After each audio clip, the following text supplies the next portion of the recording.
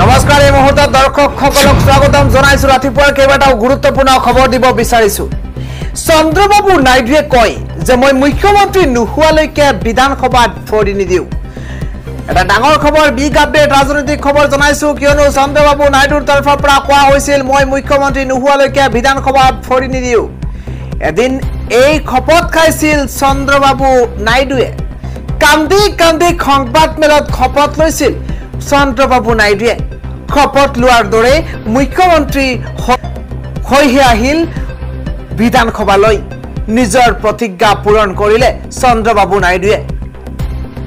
এতিয়া বিধানসভাত মুখ্যমন্ত্ৰীৰ আসনত চন্দ্ৰবাবু নাইডু এতিয়া আদৰ্শ হৈ পৰিছে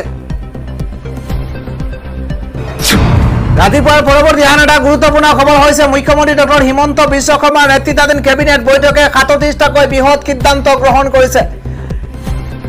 এই মুহূৰ্তত জনাই আছো এটা বিগ ব্ৰেকিং নিউজ 37টাকৈ ডাঙৰ ঘোষণা কৰিছে মুখ্যমন্ত্ৰী ডক্টৰ হিমন্ত বিশ্ব শৰ্মা কেবিনেটে সুইগি জমেটোৰ পৰা আৰম্ভ কৰি ডেলিভাৰী বয় ওলা উবেৰৰ পৰা আৰম্ভ কৰি ৰেপিডো চালকলৈকে 37টাকৈ ডাঙৰ ঘোষণা কৰিছে এটা বিগ আপডেট এই মুহূৰ্তত জনাই আছো এতিয়াৰ পৰা নথিপত্ৰ নামত আৰক্ষীয়ে কৰিব নোৱাৰিব হাৰাশাস্তি একমাত্ৰ হেলমেট নিপিন্ধিলেহে থাকিব আপোনাৰ জৰিমনা আগন্তুক 15 দিনৰ ভিতৰতে প্ৰযোজ্য হ'ব এই নিয়ম ই ৰিক্সা আৰু অটো চালকৰ বাবেও আহি গৈছে নতুন নিয়ম এই সকল চালককো আৰক্ষীয়ে কৰিব নোৱাৰিব হাৰাশাস্তি চাৰিবাৰলৈ আইন ভংগ কৰিলে বিহিব নোৱাৰিব জৰিমনা পঞ্চম বাৰতে আৰক্ষীয়ে বিহিব পাৰিব জৰিমনা সৰ্বশিক্ষাত কৰ্মৰত শিক্ষকৰ বাবে এটা ডাঙৰ খবৰ আছে ৩৫,০০০ নতুন পদৰ সৃষ্টি কৰিব চৰকাৰে কেবিনেট বৈঠকতে এটাৰ পিছত আন এটা সিদ্ধান্ত গ্ৰহণ কৰিছে হিমন্ত বিশ্ব শৰ্মা কেবিনেটে কেৱল সৰ্বশিক্ষা শিক্ষকে এই পদত আবেদন কৰিব পাৰিব আন শিক্ষকৰ পদত বাকীসকলে আবেদন কৰিব পাৰিব আগন্তুক 4 পৰা 5 মাহৰ ভিতৰতে এই শিক্ষকসকলে নিযুক্তি পাব ৰাজ্যত হঠাৎ বৃদ্ধি পোৱা অপৰাধৰ ঘটনাক লৈ কঠোৰ হৈ পৰিছে মুখ্যমন্ত্ৰী হিমন্ত বিশ্ব শৰ্মা চৰকাৰ লোকসভা নিৰ্বাচনৰ পাছতে অসমক লৈ একাংশ লোকে অসমক লৈ কৰিছে অবিসন্ধি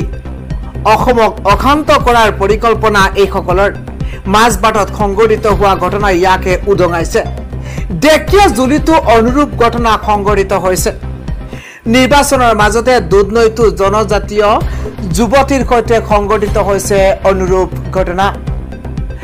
সৰ্বশিক্ষাত কৰ্মৰত শিক্ষকৰ বাবে ডাঙৰ খবৰ ৩৫,০০০ নতুন পদৰ সৃষ্টি কৰিব চৰকাৰে পৰৱৰ্তী খবৰ প্ৰচণ্ড গৰমে দহিছে এইবাৰ দেশৰ এখন প্ৰান্ত বিগত 6 দিনত 568 গৰাকীকৈ লোকৰ মৃত্যু হৈছে অসম তথা ভাৰতৰ লগতে দেশৰ অন্যান্য প্ৰান্ততো এইদৰে গৰমে এক জটিল ৰূপ ধাৰণ কৰিছে উৎকট গৰমে এবাৰ দহিছে দেশবাসী কেৱল ভাৰততে নহয় চুবুৰীয়া দেশ পাকিস্তানতো গৰমে এবাৰ ৰেকৰ্ড ভংগ কৰিছে এক বিধ্বংসী ৰূপ ধাৰণ কৰিছে গৰমে যাৰ কাৰণে এতিয়া পৰিস্থিতি এনেকুৱা হৈছে যে অত্যন্ত গৰমৰ বাবে দেশখনৰ বহু লোকে প্ৰাণ হেৰুৱাইছে পাকিস্তানৰ কৰাচী চহৰৰ এম্বুলেন্স চালকসকলে জনোৱা অনুসৰি বিগত 6 দিনত তেওঁলোকে প্ৰায় 568টা মৃতদেহ শ্মশানলৈ কঢ়িয়াই নিছে মুঠতে 568 গৰাকীৰো অধিক লোকৰ ইতিমধ্যে মৃত্যু হৈছে মাত্ৰ 6টাকৈ দিনত কেৱল মংগলবাৰৰ দিনটোতে 141টা মৃতদেহ কঢ়িয়াইছে অৱশ্য গৰমৰ বাবে লোকসকলৰ মৃত্যু হৈছে বুলি নিশ্চিতভাৱে ক'ব নোৱাৰি কিন্তু পাকিস্তানত বৃদ্ধি পোৱা উষ্ণতাৰ বাবে মৃত্যুৰ সংখ্যা বৃদ্ধি পোৱা বুলি বিভিন্নজনে দাবী কৰা পৰিলক্ষিত হৈছে আজিৰ ৰাতিপুৱাৰ পৰৱৰ্তী ব্ৰেকিং নিউজ হৈছে চন্দ্ৰযান 3 চন্দ্ৰযান 2 আৰু চন্দ্ৰযান 1 উৎক্ষেপণ কৰাৰ পিছতে এইবাৰ 2026ত আৰু দুটা ভাগত উৎক্ষেপণ কৰা হ'ব চন্দ্ৰযান 4 ৰাজ্য তথা দেশবাসীৰ কাৰণে এটা ডাঙৰ খবৰ কিয়নো 2026ত দুটা ভাগত উৎক্ষেপণ কৰা হ'ব চন্দ্ৰযান 4 মহাকাশত একেলগ হ'ব পৃথকে প্ৰেৰণ কৰা টুকুৰাসমূহ চন্দ্ৰযান 3 অৱতৰণ কৰা শিৱ শক্তি পইণ্টতে অৱতৰণ কৰিব চন্দ্ৰযান 4খনে চন্দ্ৰপৃষ্ঠত চেম্পল সংগ্ৰহ কৰি পুনৰ পৃথিৱীলৈ ঘূৰাই অনা হ'ব চন্দ্ৰযান 4ক আজি ৰাতিপুৱাৰ পৰৱৰ্তী আন এটা ডাঙৰ খবৰ হৈছে আপুনি যদি জিঅ'ৰ গ্ৰাহক হয় আপোনাৰ হাতত যদি জিঅ' সিম আছে আপুনি যদি ৰিচাৰ্জ প্ৰতি মাহত কৰি আছে জিঅ' সিম তেতিয়া হলে নিশ্চিতভাৱে এই খবৰটো আপোনাৰ বাবে অত্যন্ত দৰকাৰী আৰু গুৰুত্বপূৰ্ণ কিয়নো জিঅ'ই এতিয়া ৰিচাৰ্জ প্লেন বৃদ্ধি কৰিছে 100 টকা পৰ্যন্ত বৃদ্ধি কৰিছে ৰিচাৰ্জ প্লেন 19টা ৰিচাৰ্জ প্লেনৰ দাম ইতিমধ্যে জিঅ'ই বৃদ্ধি কৰিছে হুৰে বৃদ্ধি পাইছে জিঅ'ৰ ৰিচাৰ্জ প্লেনৰ মূল্য জুলাই মাহৰ পৰা সৰ্বাধিক 600 টকা পৰ্যন্ত বৃদ্ধি ৰিচাৰ্জৰ মূল্য জিঅ' মোবাইল সেৱাৰ 19টাকৈ ৰিচাৰ্জ প্লেনত বৃহৎ খালখলনি কৰা হৈছে জিঅ'ৰ মোবাইল সেৱাৰ 19টাকৈ ৰিচাৰ্জ প্লেনত বৃহৎ খালখলনি 3 জুলাইৰ পৰা গ্ৰাহকে অধিক দাম দি কৰিব লাগিব মোবাইল ৰিচাৰ্জ সৰ্বনিম্ন 15 টকাৰ ৰিচাৰ্জত ভৰিব লাগিব 19 টকা সমান্তৰালভাৱে 2999 টকাৰ ৰিচাৰ্জত এতিয়া আপুনি কৰিব লাগিব 3599 টকা ঠিক একেদৰে মাহিলী ৰিচাৰ্জ প্লেনৰো 100 টকা পৰ্যন্ত বৃদ্ধি প্ৰতিটো ৰিচাৰ্জত 155 টকাৰ ৰিচাৰ্জত ভৰিব লাগিব 189 টকা 209 টকাৰ ৰিচাৰ্জত ভৰিব লাগিব এতিয়া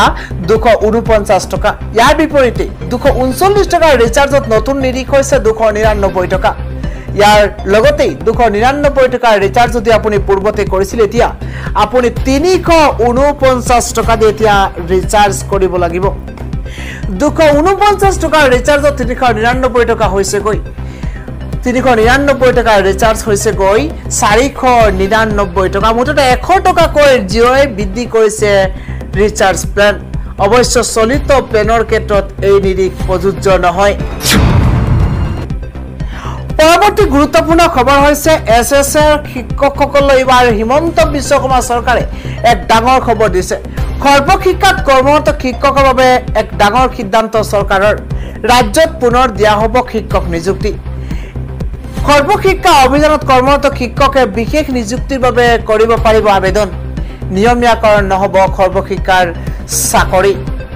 মুখ্যমন্ত্ৰী ডক্টৰ হিমন্ত বিশ্ব শৰ্মাই এই ডাঙৰ ঘোষণা কৰিছে কেবিনেটৰ অন্তত সংবাদমেল সম্বোধন কৰি এই কথা ঘোষণা কৰিছে মুখ্যমন্ত্ৰী হিমন্ত বিশ্ব শৰ্মাই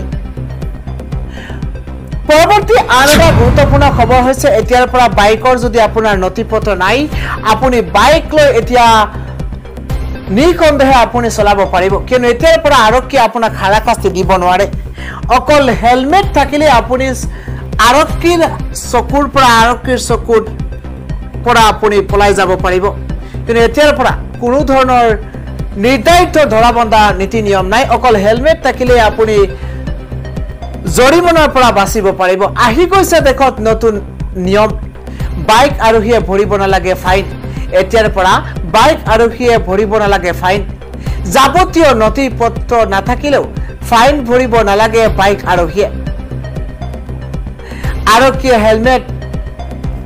নিপিন্ধিলেহে বাইক আৰোহীৰ পৰা ল'ব পাৰিব ফাইন অন্যথা ফাইন কাটিব নোৱাৰিব আৰক্ষীয়ে